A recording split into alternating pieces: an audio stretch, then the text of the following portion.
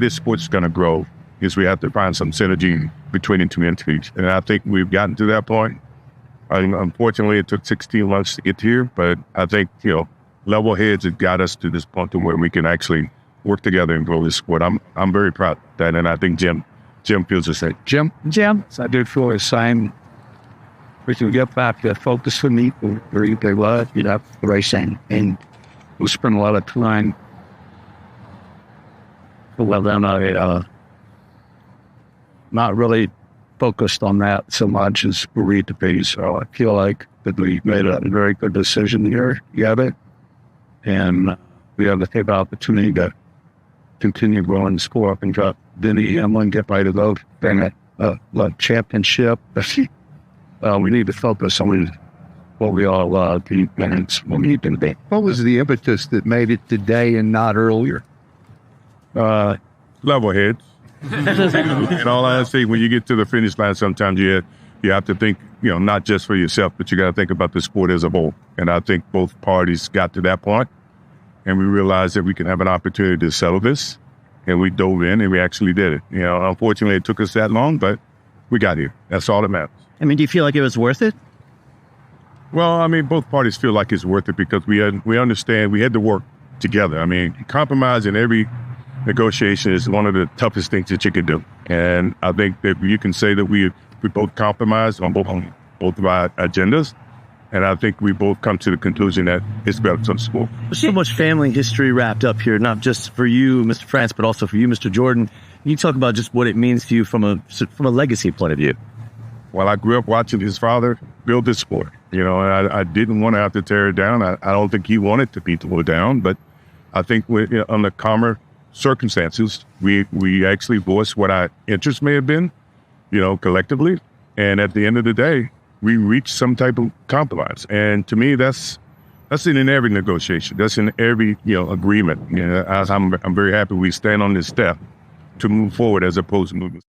All right, man, that's what I want to talk about. I did a short on it, man. I was talking to my boy Teak, and we started politicking about this right here, and about the simple fact that NASCAR, I know it's a different sport, but we know it's predominantly dominated by Brad.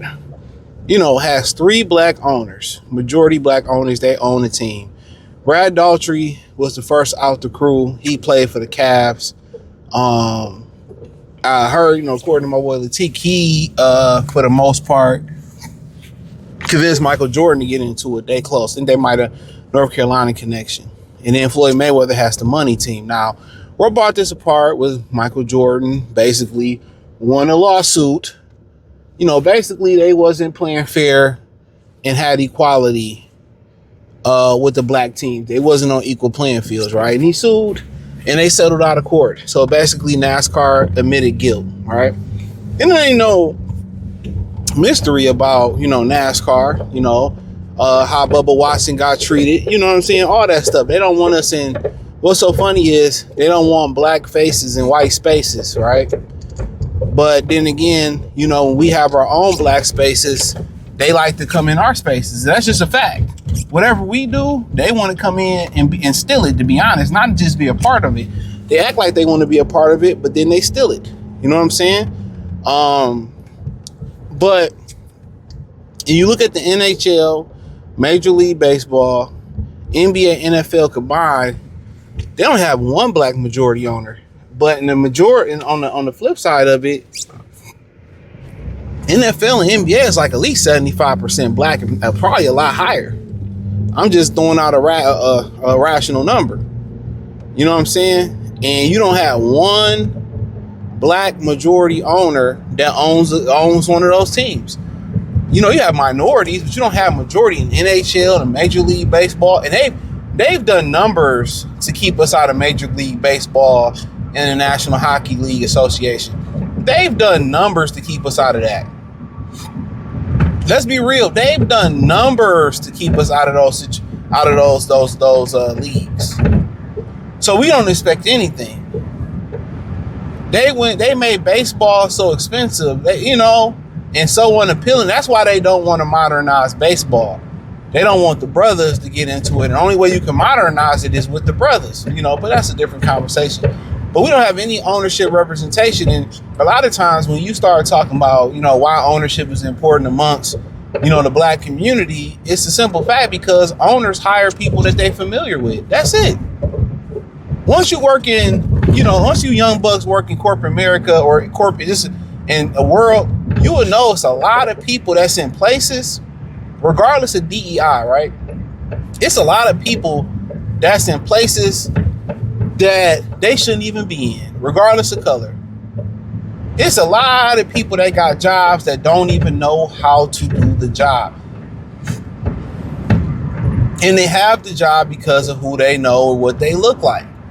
Only time they really start hiring the best qualified for the job is when they're in the jam and they need somebody to save them. And the thing about it is, when you get a lot of those jobs, you be in such a deficit. It be such a deficit. You have to pull off a miracle in order to make it happen. And when you pull off a miracle, they don't even want to give you credit, especially as a black man in America. They give you credit in silence. You know what I'm saying? They give you credit in silence. You don't get credit in front of everybody else. And as you get older, you will start to notice that. You have to be a great worker, and they still gonna find ways to talk shit about you. They still gonna try to find ways to sabotage you. Meanwhile, they home slice, they home skillet, they homie can fuck the whole job up, not know nothing, been there years and not know nothing. And it's all good. And he can make more than you. But basically what I'm saying is, everything in America, regardless of, take DEI out of it, it's nepotism. It's nepotism, man. For y'all who don't know, a lot of those jobs they give out on a day-to-day basis, even with people with college degrees. This is why sororities and fraternities are so important, because it's a connection, it's a sisterhood, it's a brotherhood, and they plug you in. It's about who you know. Regardless if you go to college and you be at the top of your class, it's all about who you know.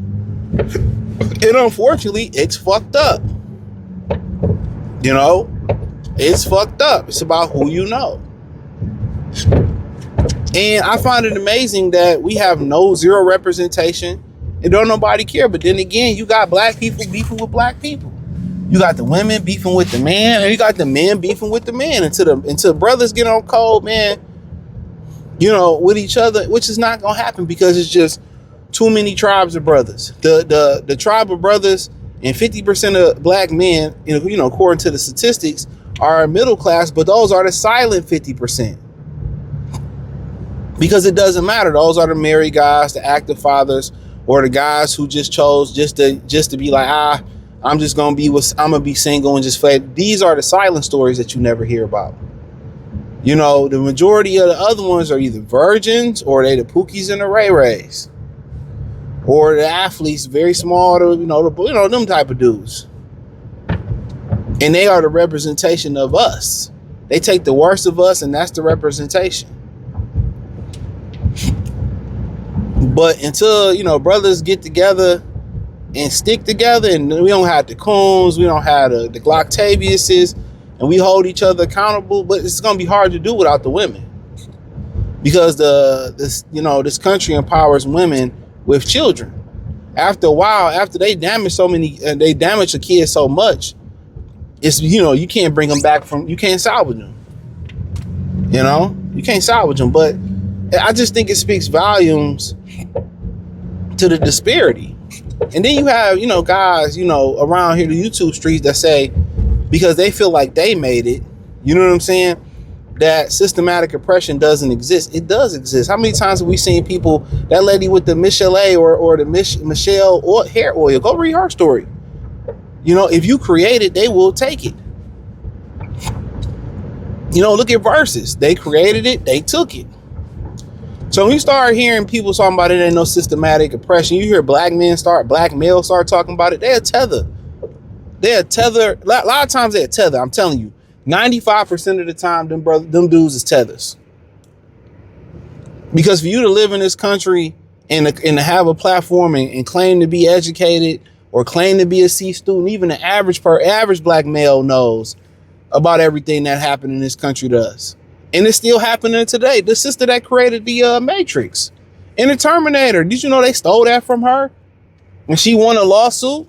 But that was her idea. She didn't even get to enjoy the full impact or the full, celebration of creating those titles. What are we talking about? These are just the stories that we know about. Always bring up the brother that created the Buffalo Wing. Never got no kickback. This is sad that we represent a high percentage in a lot of these sports, and we can't even have honest representation. One of the most, I hate to say this, but it's the truth. One of the most racist sports in NASCAR allowed 3 black men to own the team. But when it comes to the NFL and the NBA, they don't allow that to happen. They was mad that what's the sister that owns or the white lady that owns a bus, her Dr. Jerry Buss. They was mad that he put Magic Johnson on game how to make money. He one of the reasons he mentored Magic Johnson on how to get this money. They was mad at him about that because he showed Magic how to get money and be a great businessman. It's like, damn. Y'all be thinking the NBA pro-black, they anti. Everybody know that. That's why they go broke so soon. But you can't, no matter how much money you got, guess what? LeBron probably still will never own a team. You know what I'm saying? Some of the guys that took your league to the highest of the highs. They should have gave Michael Jordan a team, to be honest. Without him, Magic, Bird, they should have been given and I know Bird ain't black, but they should have been given a team. Without them, it ain't no league. They should have been given the Bobcats. They should have been given OKC Thunder, Seattle when they come back. They should be given teams. But I just want to blow y'all mind real quick. Hit the link in the description. Appreciate the link tree. You can find me everywhere. Peace.